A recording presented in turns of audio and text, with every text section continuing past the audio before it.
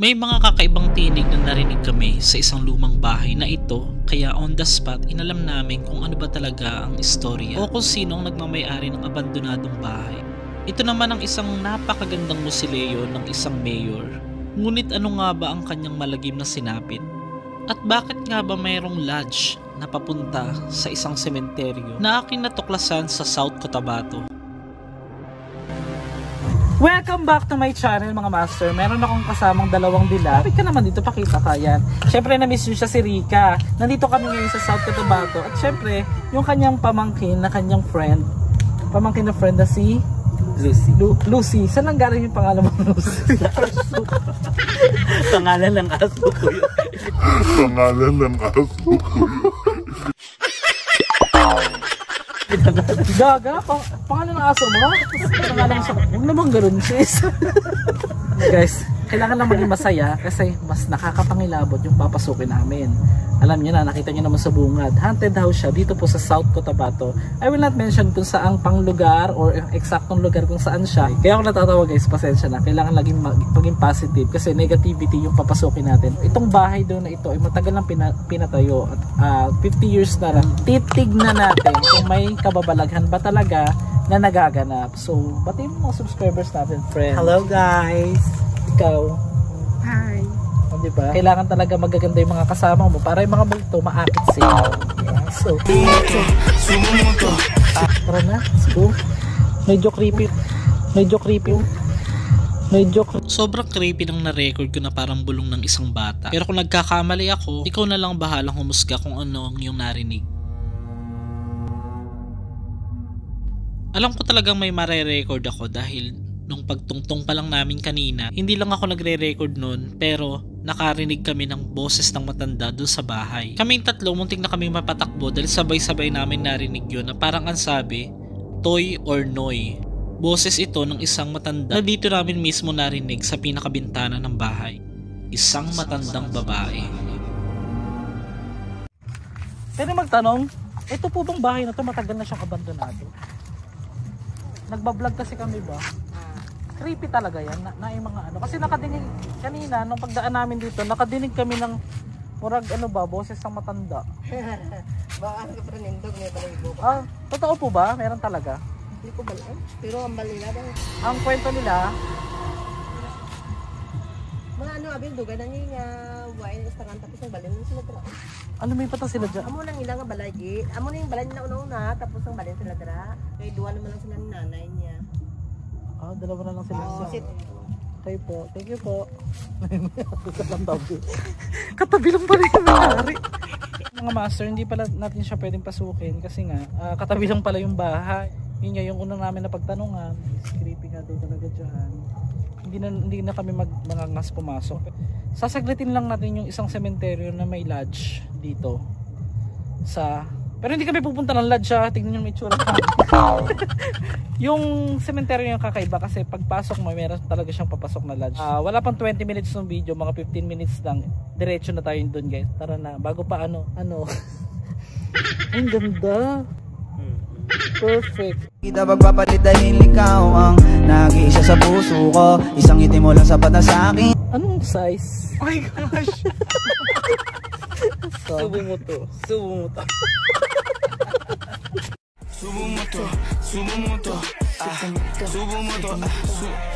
A few moments later. Ayan no. Dinig mo? Parang mga ibon siya na marami na Tik-tik. tik-tik ba yun? Ayun. Wait lang. Patay na.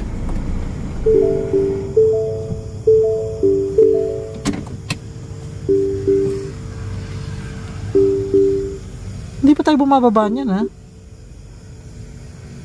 Ano yun? Tapos parang nag-uusap-usap mga boses ng bata. Hindi mo narinig kanina? Parang ibon. Hindi, bukod pa doon, bago yun, may mga nag-uusap-usap na parang boses ng bata So buti na lang kasama natin si Bjorn, ang aking buddy. Lagi natin ito kasama sa vlog mga master. Hindi pa natin siya napaayos, may gas-gas pa rin siya sa gilid. Kaya shout out sa Davao, for Davao, baka naman bilisan natin ng kaunti. So kung mapapansin yung mga master, yung kanilang sementeryo dito ay hindi naman siya totaling creepy or as in talagang pangkaraniwang private lang siya, parang sa Bulacan lang din. Pero akalain mo, nandito tayo ngayon sa South Cotabato. 4 hours from Davao City, biniyahe pa natin ito para lang sa inyo mga master. So baka naman, wag nyo na-skip yung mga ads. Baka naman, no? Yung mga nagsasabi dyan, charot. Na nambabas, charing. So itong sementeryo nila guys, mapapansin nyo, parang updated na. Oo, naka-AI. AI. Saan yung nagbabantay daw? Dito nilibing yung mayor nyo. Sako po ito ng Cotabato, South Cotabato mga master. Dito po sa Santo Niño. Shout out po sa mga taga Santo Niño. Yeah. Yung mga nag-request, may mare-record ba tayo dito? Parang hindi naman masyadong creepy yung cemetery nyo rito, friend. Sino to nakalibing na to? May ulo pero walang mukha.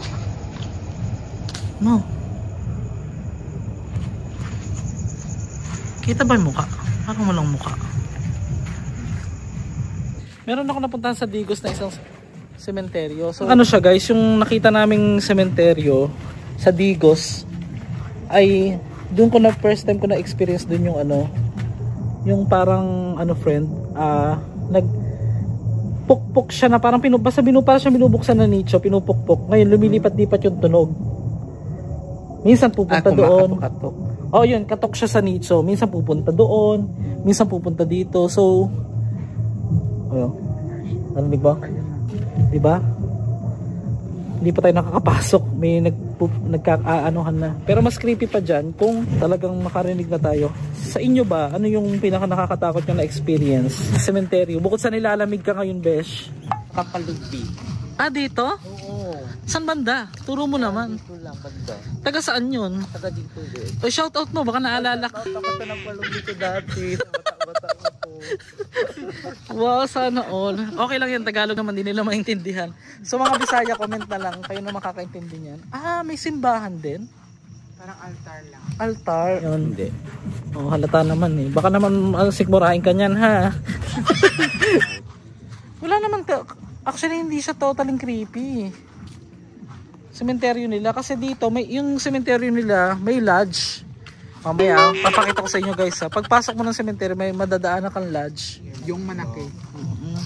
Mas maganda. Kaya naman parang may nakatayo sa lab.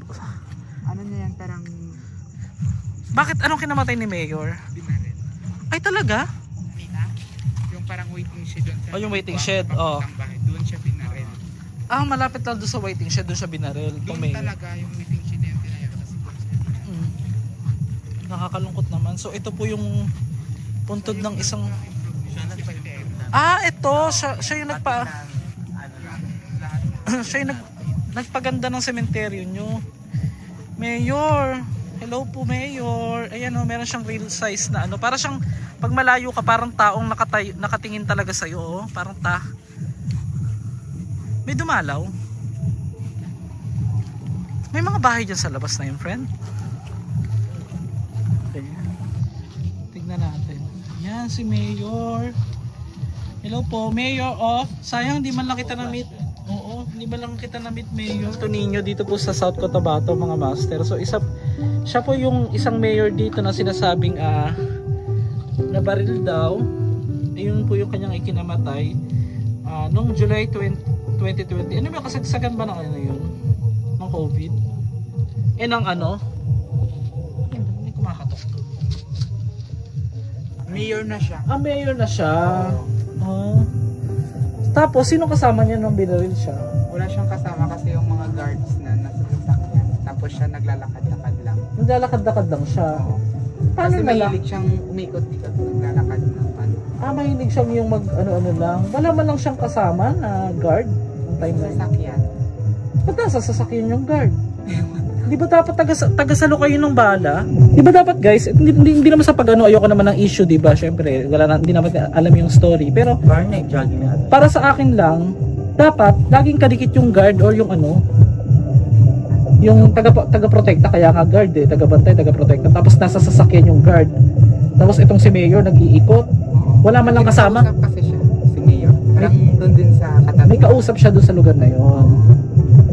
Yan po, RIP po kay... Hindi naman expected na ganun gagawin sa Kumbaga lagi niya nang ginagawa yun. Ah, okay. So, pinanganak po siya nung January 2, 1965. Malapit na po yung advance happy birthday na po kay Mayor.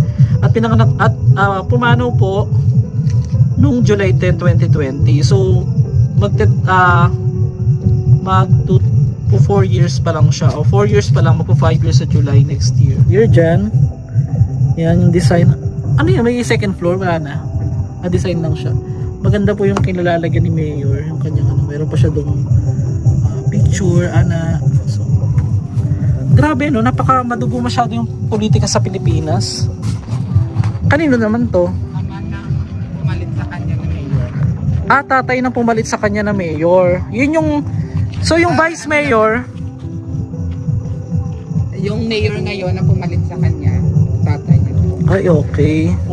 Ay, ang ganda ng ano no, Mausoleo no. Masilip lang po. 2024 July din. Ang ganda po ng inyong Mausoleo. Bongga. Ay, may mga damit pa dun, friend, oh.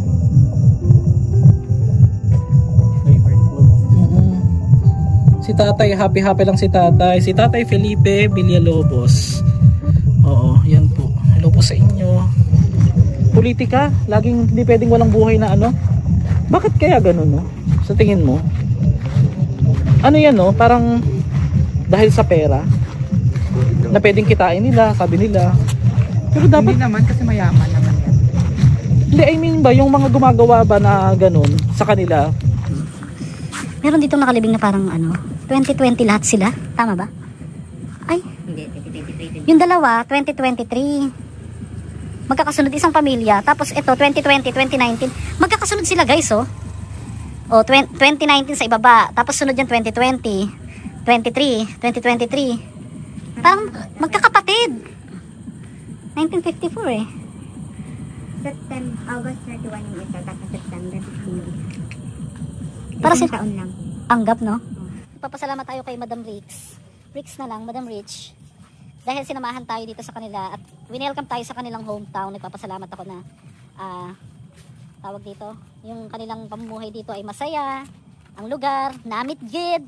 Mga Ilonggo. Yeah. Hindi, nagtataka lang ako. Bakit guys? Nasa Mindanao tayo pero Ilonggo ang mga salita dito, di ba?